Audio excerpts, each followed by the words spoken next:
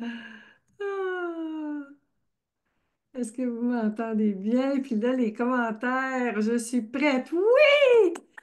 Hey, bravo, bravo, bravo. Bon, bon, Anne, bonjour, Anne d'amour. Bonjour, bonjour, bienvenue et merci tellement pour votre patience. Une chance qu'on parle de la honte aujourd'hui. Bienvenue, bienvenue les génies d'amour. Vous êtes extraordinaires. Si vous êtes encore là, merci, merci, merci. Merci tellement d'être là aujourd'hui. Bienvenue dans la pratique de pensée consciente. Alors, je recommence avec plaisir. On a vécu une expérience. Ça s'appelle la réalité, mes chéris d'amour. Alors, on recommence. Vous le savez, j'ai mes notes. J'ai mes notes avec moi. Je suis tellement excitée, je suis tellement heureuse. Je vous vois, je vous vois. Merci où que vous soyez sur la planète Internet. Bienvenue dans la pratique de pensée consciente. Mon Dieu, ça me fait tellement chaud au cœur. J'espère que vous m'entendez bien, hein, dans le micro. Extraordinaire. Ça s'appelle la réalité. Hein? C'est une chance que je suis de plus en plus amie avec mes petites pensées. Bonjour, Marie-Claude d'amour. Bonjour, Anne d'amour. Bonjour, les génies d'amour. Merci tellement pour votre patience et votre compréhension.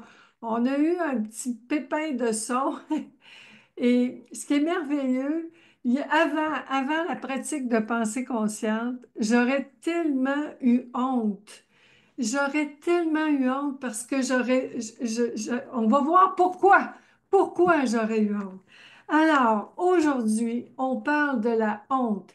S'il y a une pensée qui m'a fait vivre du stress, puis de la peine, puis de la colère, puis de la frustration dans ma vie, c'est bien la honte. Bonjour Patricia Damour, bonjour les amis en Europe, bonjour Marie-Claude Damour, bonjour Céline Damour, vous m'entendez bien, je suis contente. C'est tellement plaisant, c'est tellement important de bien s'entendre avec nos pensées. Oh, je capote, je capote, je capote. Bon, OK, OK. Alors, on fait une petite récapitulation. Quand je dis bienvenue dans la pratique de pensée consciente, ce que je veux dire, c'est que au mois de mars, il y a 10 ans cette année, il y a 10 ans, au mois de mars, j'allais rejoindre des amis à Cuba, puis je l'ai tout raconté dans mon petit bijou, là dans mon petit bijou, mon trésor. Comment vous libérer de vos pensées d'abandon, de rejet et de honte. J'allais rejoindre des amis à Cuba et ce matin-là, sur la plage, j'ai vu, j'entendais les gens se lamenter, se plaindre, critiquer, chialer le manque de chaises avec des parasols et j'ai vu une pensée entre moi et la réalité. Je l'ai vue pour la première fois de ma vie, il y a eu une séparation entre moi et mes pensées. J'ai vécu une séparation. Bonjour Bernadette Lamour, merci d'être fidèle au poste. Je vous aime tellement. Merci tellement, mes chéris d'amour. Je vous adore. Oh, merci, c'est un petit bijou. Ben oui, je l'appelle mon petit bijou, mon petit mouton noir sur la couverture. Merci, Céline d'amour. Alors, j'ai vu la pensée en dehors de moi. Au lieu d'être hors de moi, j'ai vu la pensée en dehors de moi. Je l'ai vue. Je l'ai vue, la pensée. La pensée frustrante, stressante, qui disait qu'il devrait avoir ce qui n'était pas là. Je l'ai vu. Et pour la première fois de ma vie, j'ai compris en fait, comment je dis ça, c'est ce qui nous rend fous, ce qui rend fous les gens sains d'esprit. Aujourd'hui, on va parler de la honte, le genre de pensée le genre de pensée qui nous empêche, qui inhibe notre personnalité, notre identité, notre créativité, notre liberté. On va regarder les pensées honteuses. C'est ça, ces pensées-là. Puis j'appelle ça aussi des histoires, parce que les pensées voyagent, ils se promènent dans notre tête, ils rentrent, ils sortent de notre tête. Ils voyagent en troupeaux. C'est des troupeaux de pensées, hein? Mes petits moutons puis mes petites brebis, là. J'appelle ça mes moutons et mes brebis. Alors, quand je dis qu'il y a toujours une pensée entre nous et la réalité, c'est que nous et la réalité, on est fait de la même nature.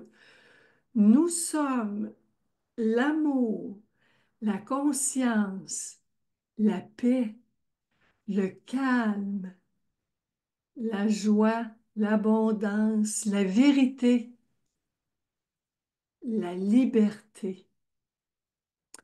Et, et c'est les huit atouts aussi. L'affection, l'attention, l'acceptation, l'appréciation, l'approbation, l'affirmation, l'admiration et l'absolution. C'est tout ça que nous sommes. Et qu'est-ce qui fait si mal? Qu'est-ce que disent les pensées honteuses? Oh, ton avion décolle, Émilie d'amour. À plus tard. Bon vol. Bon vol, à plus tard. Tu viendras m'écouter en différé, ma chérie, puis t'écriras tes commentaires. Tu sais comment j'adore vos commentaires en rediffusion. À plus tard. Alors, qu'est-ce que disent les pensées? Les pensées honteuses, mes chéris d'amour, là, on va les regarder ensemble. Alors, les pensées honteuses, d'abord, c'est à propos de qui on est, de qui on est. Alors, les pensées honteuses vont juger, ils vont nous juger.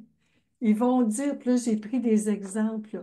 Je ne devrais pas être émotif, pardon, je ne devrais pas ressentir de la colère. Je suis en colère, je ne devrais pas être en colère. Je pleure, je ne devrais pas pleurer. La pensée honteuse dit que je ne devrais pas avoir les émotions que j'ai, que je ne devrais pas penser ce que je pense en ce moment, que je n'aurais pas dû dire ce que j'ai dit. La pensée honteuse, elle, c'est à propos de mon être, c'est-à-dire, je ne devrais pas être une femme, un homme. Je devrais pas être bonjour, ma belle Jacinthe Amour. Je devrais pas être jeune. Je devrais pas être vieux. Je, je devrais pas être grand. Je devrais pas être mince. C'est à propos de mon corps. Je devrais pas être gros. Je devrais pas être petit. Je devrais pas. Je devrais pas être, par rapport à la spiritualité, je ne devrais pas croire la religion, être catholique, je ne devrais pas être athée. Vous voyez, ça, c'est à propos de ce que les émotions, la religion, les croyances, les, le sexe, le genre. Je ne devrais pas être une femme transgenre. Je ne devrais pas être homosexuelle. Je ne devrais pas être lesbienne. Je devrais pas être laid, c'est relatif. Je devrais pas être beau. Je devrais pas être sexy ou je devrais être sexy. C'est tout le temps ce que je devrais pas. Je devrais pas être un Canadien. Je devrais pas être une Américaine. Je devrais pas, à propos de, à propos de la nationalité, à propos de, hein, si on parle de faire partie de certains groupes. Je devrais pas être alcoolique, je devrais pas être boulimique, je devrais pas être anorexique, je devrais pas être mélodramatique, je devrais pas être expressive, je devrais pas être introvertie, je devrais pas être introvertie, je devrais pas être extravagant. Euh, Puis c'est par rapport à avoir. Hein, ben, je veux dire le faire. Il y a l'être, le faire, puis l'avoir. Je devrais pas faire, faire le travail que je fais. Je devrais pas faire l'argent que je fais. Je devrais pas faire, je devrais pas déranger. Est-ce que la honte côtoie de près les peurs? Je devrais pas, il y a aussi les peurs. Je devrais pas, c'est exactement ça. On, tu me devances, Céline d'amour. On devrait pas, la honte, c'est lié à la peur. Et puis Marie-Claude dit, est-ce que c'est semblable à l'humiliation? Exactement. La honte, ce sont des pensées, on croit des pensées humiliantes, des pensées qui veulent nous humilier parce qu'elles ont peur. Les pensées sont honteuses ou veulent nous faire sentir honteux, honteuses parce qu'elles ont peur. C'est la peur. Et là, je parle du faire. Moi, une de mes plus grandes peurs, c'est la peur de déranger. Combien de fois j'ai pas exprimé mon enthousiasme, mon amour, ma joie, ou j'ai pas fait mes demandes, ou j'ai pas exprimé mon admiration parce que j'avais peur de déranger, quand j'avais honte. Si la personne trouvait que je l'avais dérangé, j'avais honte de l'avoir dérangé. Est-ce que c'est une des cinq blessures de Lise Bobo? Et moi, je dis, dans mes mots à moi, la honte, l'humiliation, c'est une des cinq pensées blessantes. Le rejet, l'abandon, hein, mon petit livre, là, mon bijou, mon petit bijou, c'est à propos du rejet et de l'abandon. Il y a aussi la trahison et l'injustice. Ce sont les cinq pensées les plus blessantes, ce sont des pensées humiliantes et honteuses, des pensées rejetantes et abandonnantes, des pensées injustes, des pensées qui parlent de trahison, puis des pensées, j'ai parlé du rejet, de l'abandon, la trahison, l'humiliation, l'injustice. C'est ça, c'est dans les cinq, hein. Le rejet, l'abandon, l'humiliation, la trahison et l'injustice.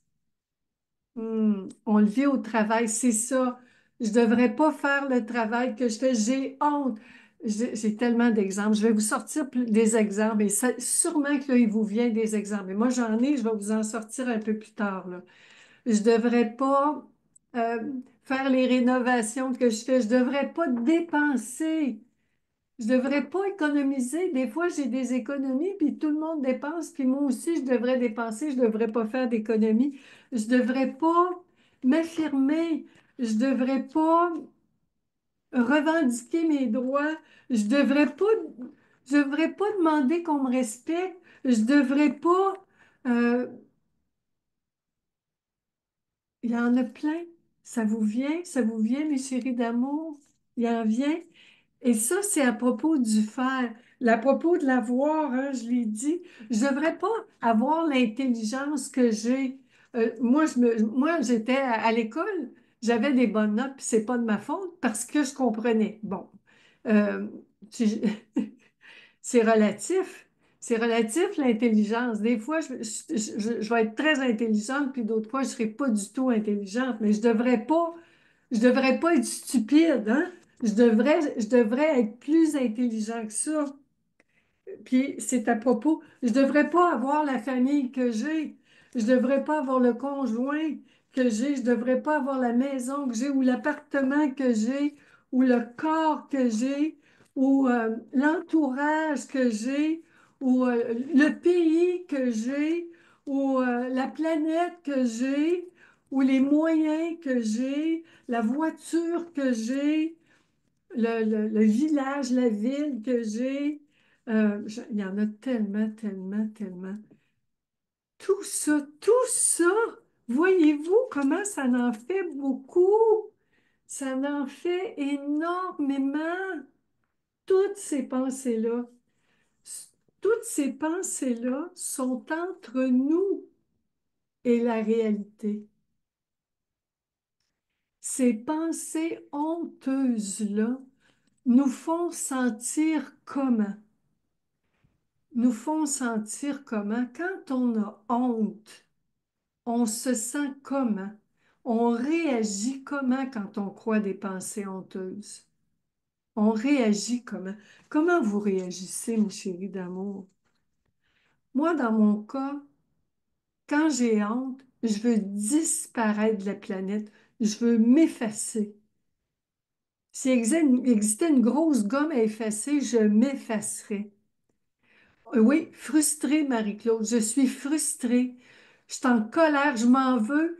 Pendant des années, presque toute ma vie, je me tapais dessus, je me tapais dessus, je me critiquais, je me jugeais, je me traitais de tous les noms, je me diminuais, je m'humiliais.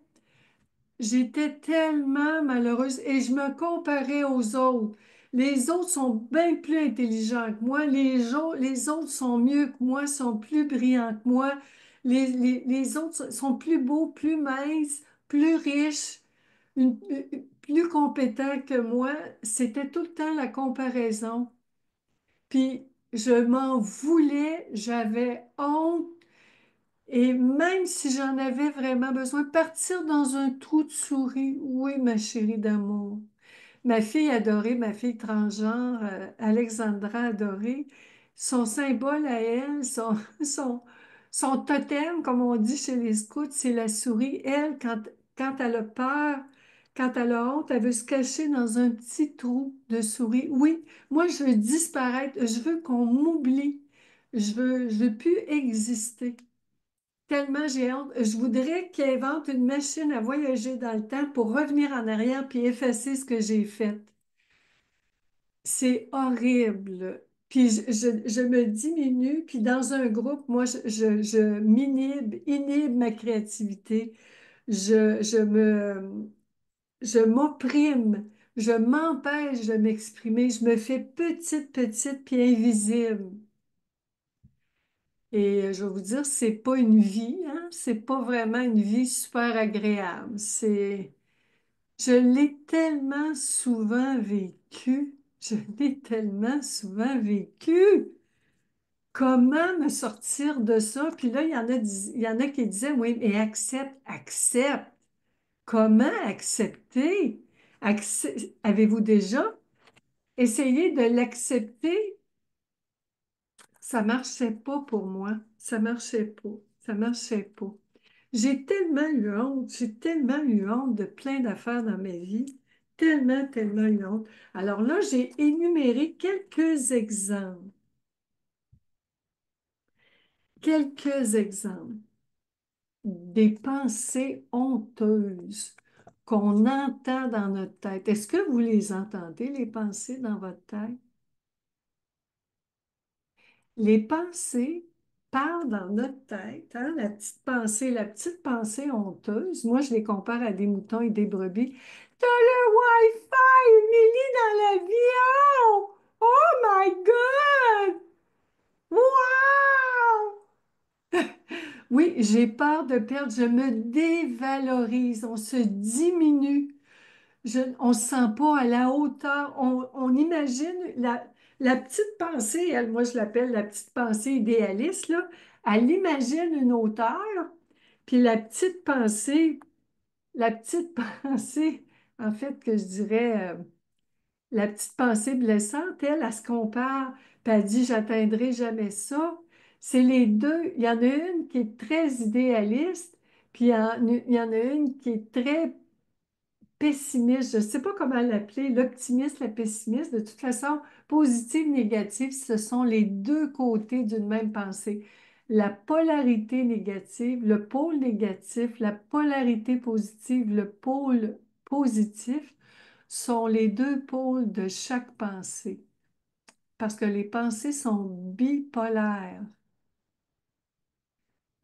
Notre don, nous, notre don, notre qualité en tant que génie, c'est d'être conscient, de prendre conscience des deux côtés. On, les pensées positif, négatif, ce n'est pas séparé. C'est les deux côtés d'une même médaille. C'est inséparable. Si vous voulez vous séparer de la honte, vous vous séparez en même temps de ce que la honte cache comme désir, comme rêve, comme besoin, comme limite, comme envie d'être, de faire puis d'avoir. C'est pour ça que quand on les sépare, on est confus, on est mêlé, on est désemparé parce qu'on fractionne notre pouvoir. Notre pouvoir est diminué quand on est capable, c'est ce qu'on fait avec la pensée consciente, quand on est capable d'observer les deux côtés, le côté négatif et le côté positif de la honte, d'une pensée honteuse, on reprend notre pouvoir, mes chéris d'amour.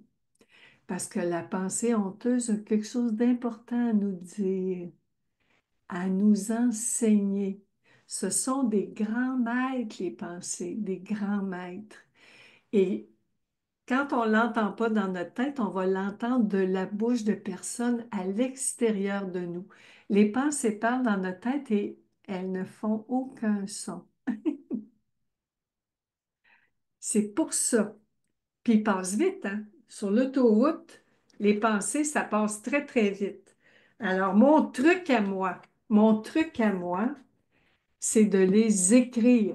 On les couche sur le papier. Oh oui, on devient rouge de honte.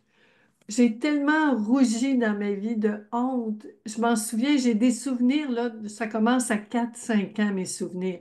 Je ne sais pas pour vous, mais en ce moment, il y a plein d'images qui vont... Les pensées, hein, ils vont projeter des petits bouts de film dans notre tête, des images. Parce qu'une pensée, hein, on s'en rappelle, une pensée, c'est une image, c'est comme le mot-clé, là, pour s'en rappeler, l'acronyme, c'est épice.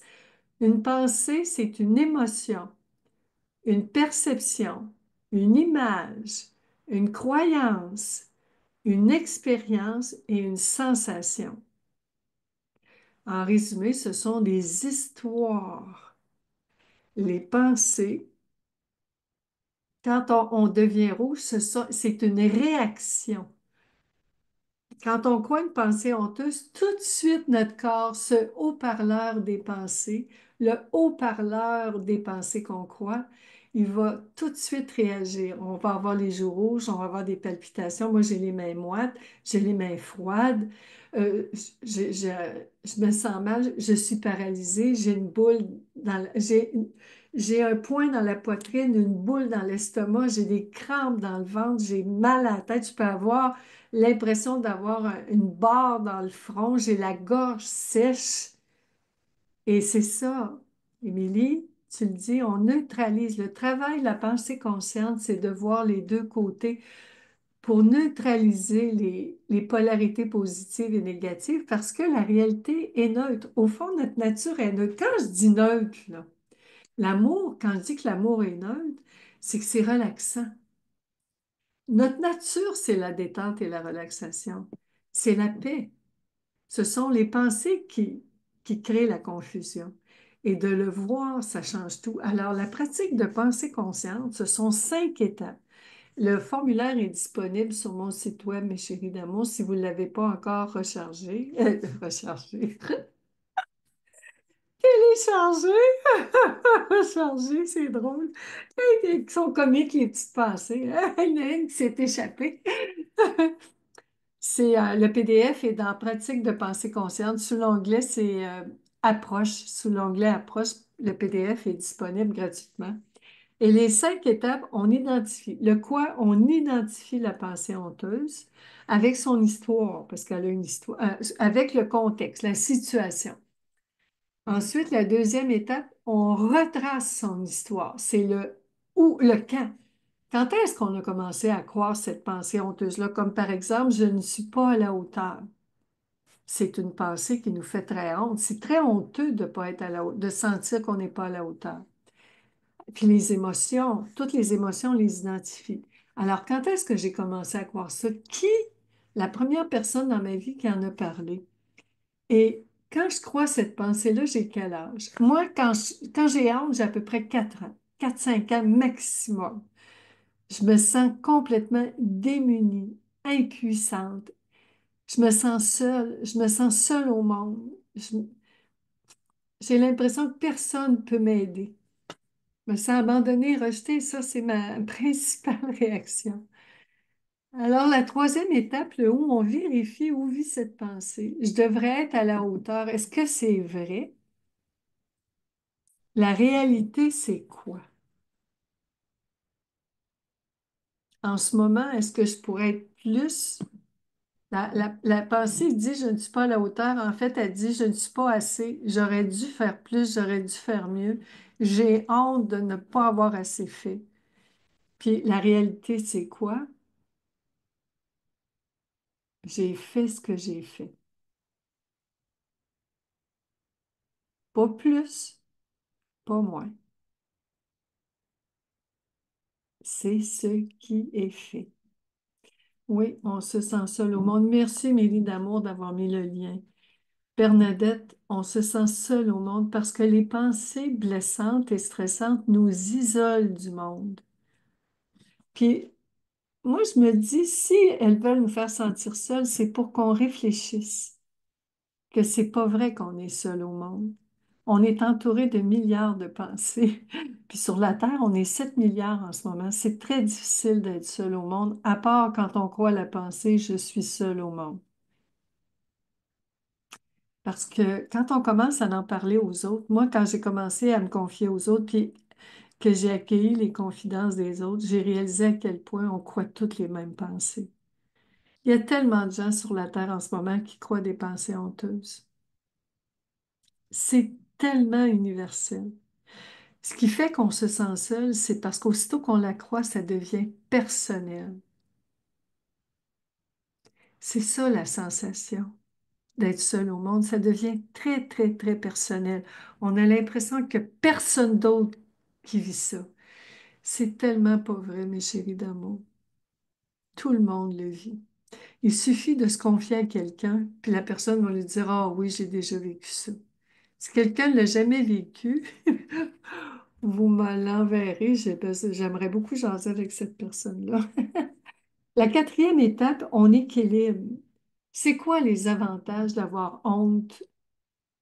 C'est quoi? Qu'est-ce que ça m'apporte de croire que je ne suis pas à la hauteur? Puis en passant, dans mon livre, un des exemples, à la fin, je parle des 5 étapes, puis un des exemples, c'est justement, merci à la personne, je pense que c'est Bernadette qui a parlé de je ne suis pas à la hauteur. J'ai donné un exemple. Un de mes 5 exemples, c'est je ne suis pas, je ne suis pas à la hauteur. Je pense que je ne suis pas à la hauteur. Et je l'ai trouvé. L'exemple numéro 2. Je l'ai vécu avec une cliente. On l'a tout décortiqué, cette pensée-là, jusqu'à temps qu'elle trouve ça, qu'elle vive l'expérience de la libération, de l'équilibre, de la neutralité. Elle a neutralisé la pensée, elle l'a vécu. C'est à la page 135, l'exemple numéro 2. Alors, et puis, où est-ce que je fais pareil? C'est-à-dire, où est-ce que moi, je vais le faire vivre aux autres aussi? Si c'est à propos de quelqu'un d'autre, où est-ce que moi, fais vivre à quelqu'un d'autre? Puis si c'est quelqu'un qui me le fait vivre, où est-ce que moi, je me le fais vivre aussi? Parce qu'on a tendance à... C'est plus facile de juger les autres que de se juger soi-même. Et la 5e étape, le pourquoi on libère. Alors, c'est là qu'on voit pourquoi j'ai besoin de croire cette pensée. C'est-à-dire, quel besoin cette pensée-là vient me révéler? Et puis la dernière question, ben, c'est en quoi ça me rend plus libre? On parle vraiment là du besoin, des limites. Puis si cette pensée-là ne me fait plus honte, si je ne me sens plus honteux, je fais quoi? je me sens libre de quoi que je n'aurais jamais fait avant. Si je ne crois plus que je ne suis pas à la hauteur, en fait, si je crois maintenant que je suis à la hauteur, ça me rend libre de faire quoi? Parce qu'en coaching, tout le travail, c'est pour passer à l'action. C'est pour accomplir notre vie, s'assumer pleinement et réaliser nos rêves, notre vie rêvée. C'est pour ça on, on prend soin des pensées qui nous limitent et nous briment et nous empêchent de réaliser nos rêves, qui sont des obstacles. Puis c'est quand on comprend vraiment l'obstacle au complet, que là, on réalise notre rêve en tenant compte de cette petite pensée-là. Parce que si la pensée, la honte revient, c'est qu'on n'a pas complètement compris notre besoin. Alors, on va rajouter des demandes, on va peaufiner nos demandes, nos actions, nos gestes. Tu vois, Émilie, toi, c'est ton étape préférée. Oui. Où je fais pareil. Moi, il y a deux questions chouchou qui m'ont libérée pendant des années jusqu'à aujourd'hui, puis continue de le faire. C'est la réalité, c'est quoi? Et où est-ce que je fais pareil? Ça, c'est ma petite pensée coach, là, ma pensée chouchou, la petite coach là, qui est entre les deux autres, là. C'est où est-ce que je fais pareil? Quand je trouve où est-ce que j'ai fait pareil, là, c'est extraordinaire comment ça me libère. Parce que là, je comprends, je me mets à la place de l'autre. Là, je comprends. Et la réalité, c'est quoi? C'est ça que je vais vous expliquer, mes chéris d'amour. C'est ça qu'on va regarder ensemble. Alors, la réalité, c'est quoi? Je vous ai montré la pratique de pensée consciente où vous les écrivez, les pensées, pour les comprendre. Bonjour, Nathalie d'amour! Bonjour, bonjour. Ben oui, on a un petit retard aujourd'hui. T'es arrivé! T'es arrivé! Tu vois, il n'y a pas de hasard. Il n'y a pas de hasard. En tout cas, si le hasard existe, tout est un hasard. Alors, là, on va vraiment expliquer le phénomène des pensées honteuses. La pensée, la réalité, hein, je vous ai montré tous les cas. Alors, la pensée honteuse, elle va dire, là, la pensée honteuse va dire, on va prendre le même exemple, je ne suis pas à la hauteur. La pensée va dire ça. Puis quand je l'ai bien comprise, décortiquée, je l'ai démontée comme un revolver. Je l'ai démontée en pièces détachées. Maintenant, je sais vraiment comment elle est faite, de quoi elle est faite.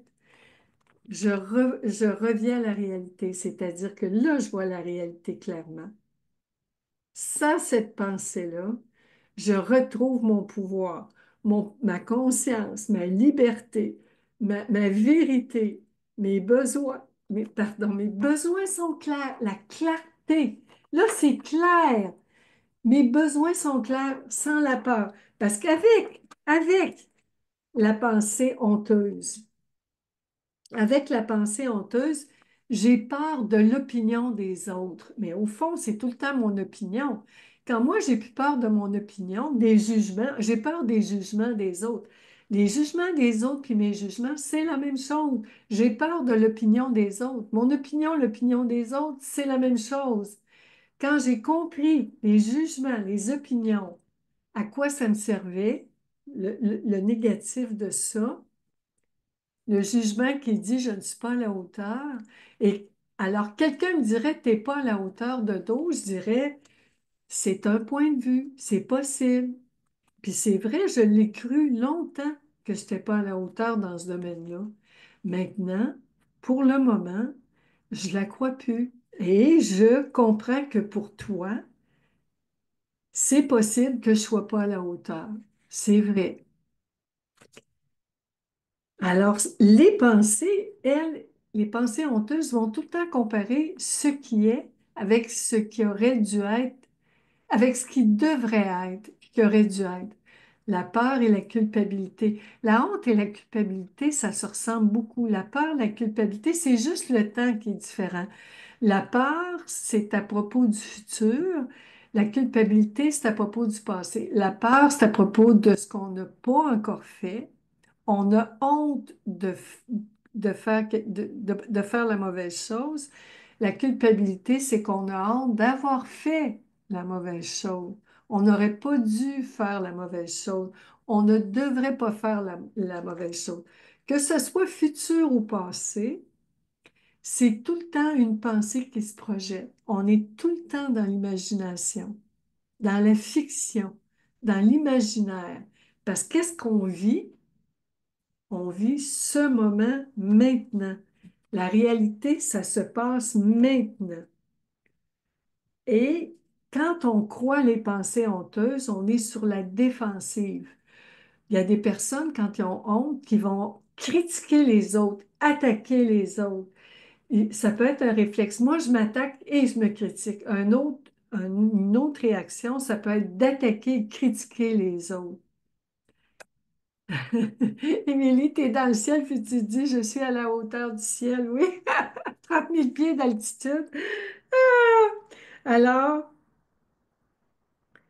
c'est stressant parce que c'est fini, puis c'est pas encore fait. C'est déjà fait, pas encore fait. C'est très stressant ce qui n'existe plus, là, ou ce qui n'existe pas encore. C'est très, très stressant parce que la réalité, c'est là, ici, maintenant.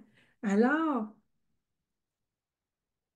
ce qui fait mal aussi, un autre point, c'est ce que ça veut dire. Ça nous fait peur, puis ça nous rend coupables parce que c'est pas. Si je ne suis pas à la hauteur, ça veut dire quoi? Ce qui fait mal, c'est ce que ça veut dire, parce qu'il n'y a pas de mal à ne pas être à la hauteur. En ce moment, je ne suis pas à la hauteur de toutes les personnes qui mesurent plus haut que moi. Je ne suis pas à la hauteur de tous les auteurs qui ont publié plus d'exemplaires de livres que moi. Je ne suis pas à la hauteur des personnes qui ont fait plus d'argent que moi. C'est sûr, la réalité, c'est quoi? Je suis à la hauteur de ce que je suis. La réalité. Alors, si je ne suis pas à la hauteur des auteurs qui ont publié plus de livres que moi, est-ce que ça veut dire que je ne suis pas un bon auteur? C'est ça qui est important de regarder. Qu'est-ce que ça veut dire? C'est quoi le sens de ça pour nous? Et est-ce que ça vous parle? Est-ce que ça vous parle? Parce que dans la pratique de pensée consciente, on regarde qu'est-ce que ça veut dire, qu'est-ce que ça signifie, c'est quoi le pire, qu'est-ce qui fait mal, qu'est-ce qui est mal dans le fait de ne pas être à la hauteur. Et là, je vais vous donner des exemples. Parce que comment on fait pour être comment on fait pour être en paix avec une pensée honteuse? Comment on fait? On l'assume. Ça, je l'avais déjà dit, hein. On l'assume. Et une question pour nous aider, quand on croit une pensée, si on n'est pas certain qu'on a honte, que c'est une pensée honteuse, une bonne question, c'est quand je crois cette pensée-là, est-ce que c'est stressant ou relaxant? Si c'est stressant, je suis en train de croire une pensée honteuse. Et c'est important de la regarder. Je dis pour moi, c'est important. Si vous ne la regardez pas, il n'y a pas de mal là-dedans. Parce que la réalité, c'est ce que vous faites en ce moment, c'est toujours parfait. La réalité est toujours parfaite. Aussitôt qu'une pensée la juge, pour la juger, la pensée va la comparer à ce qui n'est pas encore fait ou qui a été fait. Le seul moyen, c'est pour que ça soit mal, c'est de comparer ce qui est fait avec ce qui aurait dû être fait ou pas dû être fait. Le seul moyen, c'est ça. Sans la comparaison, tout ce qui existe en ce moment, c'est la perfection. Et la seule chose qui fait des comparaisons, ce sont les pensées. Que les autres nous regardent autrement. Tellement merci. Merci Céline d'amour. Marie-Claude, tu dis que les autres nous regardent autrement à nous juger. Je comprends pas ta question, ma chérie. Parce que les autres vont nous regarder comme ils nous regardent. Et le regard des autres peut changer. On ne sait jamais quand le regard des autres va changer parce qu'on n'a aucun contrôle sur le regard des autres. Le regard des autres, parce que les autres croient les pensées qu'ils croient. Tout le monde en ce moment sur la Terre ne fait qu'une chose, réagir aux pensées qu'il croit. Toutes les personnes en ce moment sur la Terre réagissent aux pensées qu'elles croient. Qu'on soit, euh, moi j'allais dire une petite souris ou le président des États-Unis, ce qu'on fait en ce moment, c'est croire les pensées. On réagit aux pensées qu'on croit. Et le travail, la pratique de pensée consciente, c'est de s'occuper des pensées qui nous font sentir mal. Et c'est comme ça que nous, on peut changer notre façon de penser à propos d'une histoire, d'une pensée. On est tributaire des pensées des autres. Bernadette, toi, tu crois que tu es tributaire des pensées des autres. Moi, je ne suis pas tributaire. Je ne crois pas. Je travaille depuis 10 ans à être tributaire des pensées que je crois, de mes propres pensées que je crois. Je sais pour moi que j'ai aucun contrôle sur les pensées des autres. Marie-Claude, tu dis, j'ai été humiliée par des collègues de travail qui disaient que j'étais incompétente. Oui, je l'ai vécu moi aussi au travail. C'est un de mes trois exemples un des quatre. euh, oui, j'avais plusieurs exemples. Je vais le prendre celui-là. J'ai travaillé au bureau de la traduction pendant 10 ans. Puis en 86, quand le premier ministre du Canada a pris le pouvoir, il a coupé 10% de la fonction publique. J'ai perdu mon poste de traductrice. On me l'a coupé. Au bureau de la traduction, on était 110 traducteurs à Québec qui ont coupé 10% des postes. Donc, moi, mon poste a été coupé. Et, euh, et pendant 6 mois, j'ai cherché un autre emploi. Et finalement, à la dernière minute, pour rester employé de la fonction publique, j'ai trouvé un emploi comme agent de recouvrement à Revenu Canada. Pendant un an, j'ai eu tellement honte de ne plus être traductrice. J'avais l'impression que j'avais pris mon diplôme de traduction puis je l'avais lancé à la poubelle. Pendant un an complet, j'avais tellement honte d'être agent de recouvrement, en d'autres mots, percepteur d'impôts, parce que j'avais pas trop compris c'était quoi l'emploi quand j'avais accepté l'emploi. J'avais tellement honte que j'étais incapable d'en parler aux gens autour de moi. Incapable. Puis tranquillement, j'ai tellement fait une grosse dépression que je suis allée en thérapie avec mon psychologue pendant 4 mois et demi, toutes les semaines, et que finalement, j'ai appris à assumer que j'étais percepteur d'impôts et j'ai décidé, je m'en souviens, ça a été une décision claire, que j'allais aimer tout de cet emploi-là, et que j'allais rester à l'emploi du gouvernement jusqu'à ma retraite. Et c'est ce que j'ai fait. Et quand j'ai pris ma retraite de la fonction publique, j'aimais tout de cet emploi-là. Et j'ai fini ma carrière comme réviseur des traductions pour les documents à l'administration centrale d'Ottawa. J'ai fini comme traductrice réviseur. J'étais réviseur, donc j'avais besoin d'être traductrice. Ça a été du gros travail. Tu dis que qu'est-ce que cela que tu as fait? Ça a été un gros, gros travail, Marie-Claude. J'ai réussi. Puis, où j'étais à Revenu Canada, il y a beaucoup de gens qui me trouvaient incompétente. C'est sûr.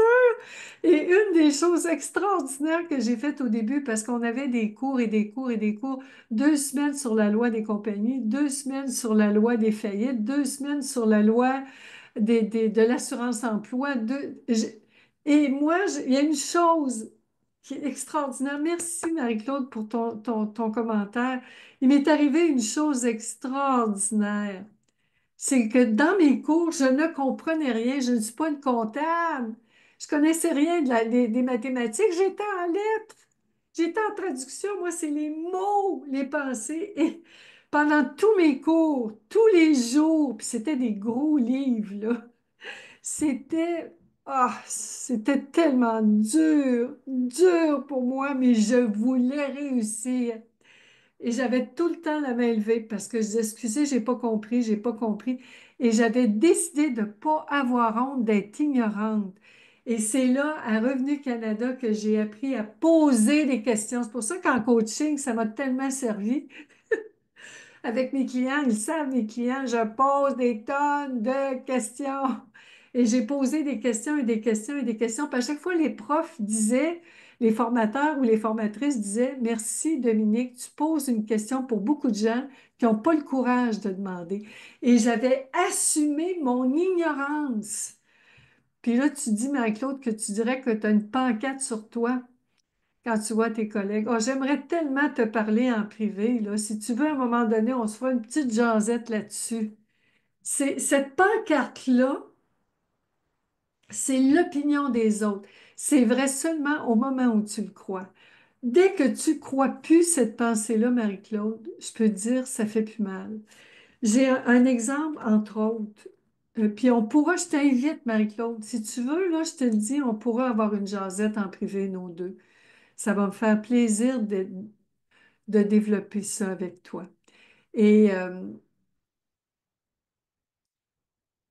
pendant la pandémie, moi, je mettais mon masque parce que en 2019, j'ai eu trois grippes, dont une qui j'avais les trois côtes cassées parce que j'avais trop toussé.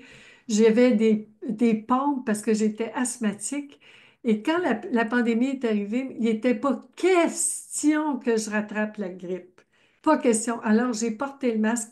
Et quand là, l'obligation d'enlever le masque est tombée, j'avais tellement honte d'aller faire mes commissions à l'épicerie. J'avais tellement honte que les gens me jugent, les gens rient de moi, me trouvent ridicule, que j'étais de plus en plus mal à l'aise, mal à l'aise. Et puis, je me suis mis à travailler. Je l'ai fait, le travail de pensée consciente avec cette pensée-là, jusqu'à temps que je réalise que si j'attrape la grippe, il n'y a pas personne à l'épicerie qui va venir s'occuper de moi.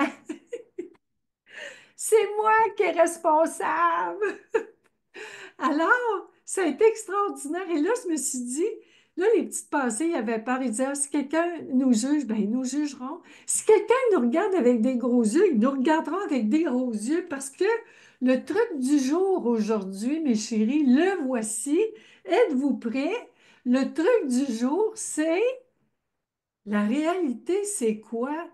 Je mets mon masque, quelqu'un me regarde avec les gros yeux, puis la personne me regarde avec les gros yeux. La réalité, c'est quoi? On me regarde avec des gros yeux. Pouah! Quel besoin, quel besoin. J'ai respecté quel besoin? Le besoin, moi, de me protéger d'une grippe. Avec tout ce que j'ai physiquement en ce moment, j'ai pas besoin de ça. Moi, j'ai besoin de pas avoir la grippe. J'ai déjà des défis physiques en masse comme ça.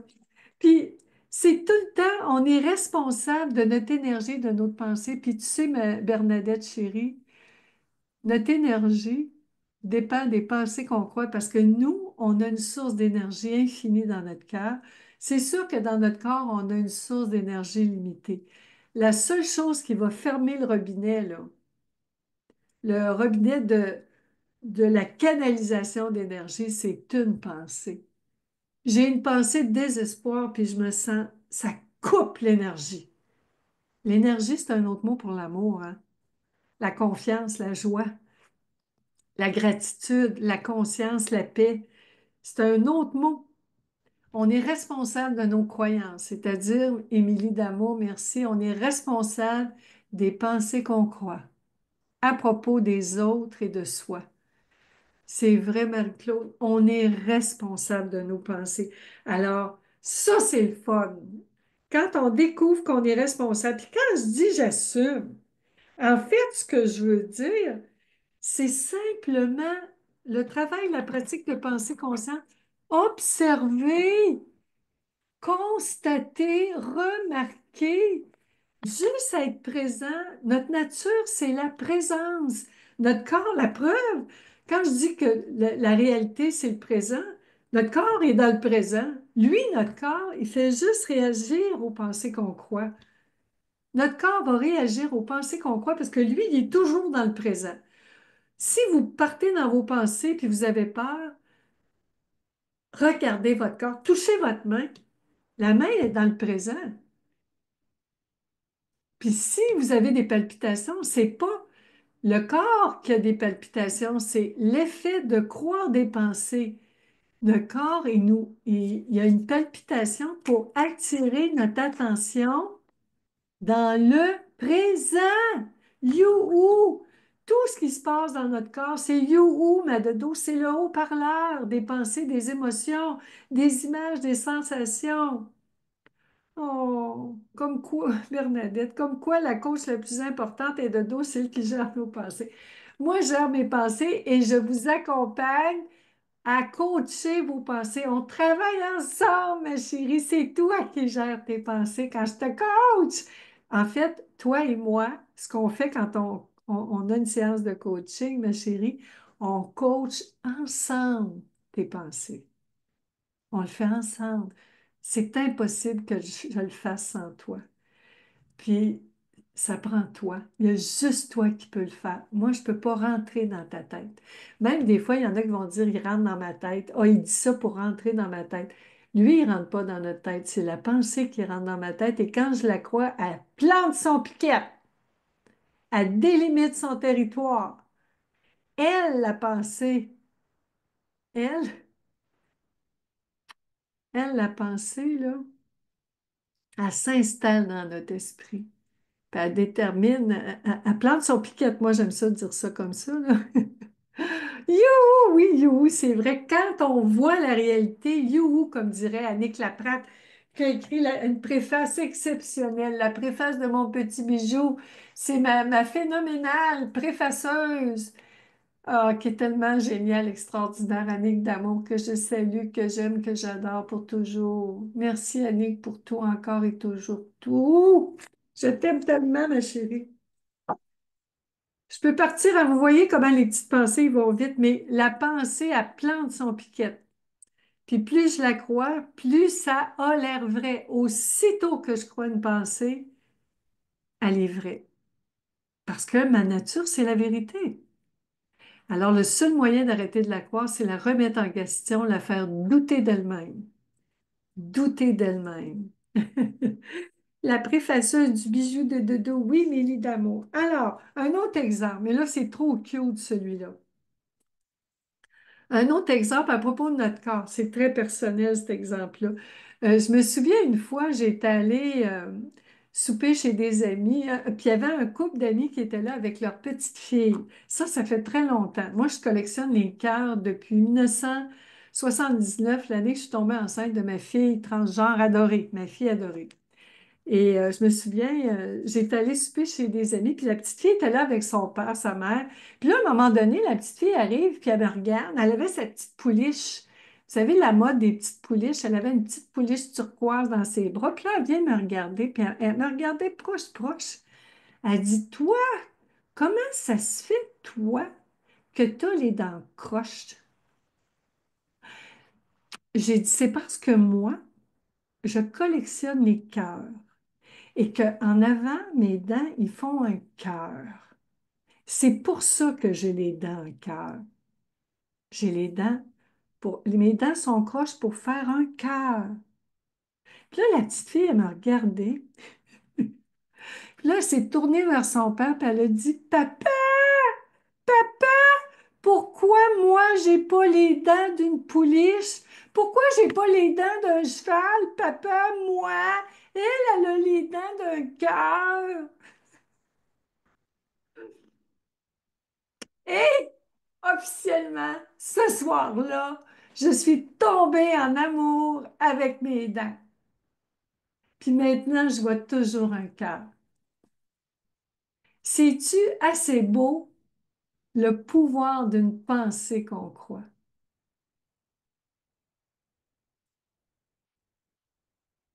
C'est pour vous dire qu'aimer notre corps, ça peut aller jusque-là. C'est de trouver dans tout ce qui n'est pas pareil comme les autres, une originalité. Notre nature est originale. La vie ne crée pas de photocopie. Il n'y a pas deux iris pareils, deux empreintes pareilles, deux visages pareils, deux timbres de voix pareils, deux ADN identiques.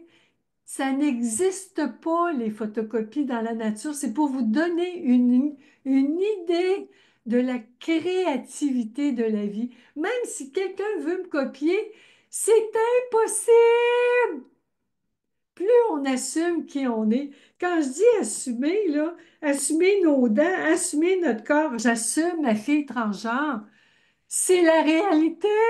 Mes dents, c'est la réalité. Mon emploi que j'ai à Revenu Canada, j'ai eu tellement de gratitude. Ça a été une école de vie exceptionnelle. J'ai passé 3 ans et demi sur la route tous les jours à cogner aux portes pour demander aux gens pourquoi ils ne payaient pas leur compte d'impôt. J'ai visité des châteaux, des taudis. J'ai rencontré des gens qui m'ont envoyé promener, qui ont envoyé les chiens après moi, qui m'ont traité de tous les noms.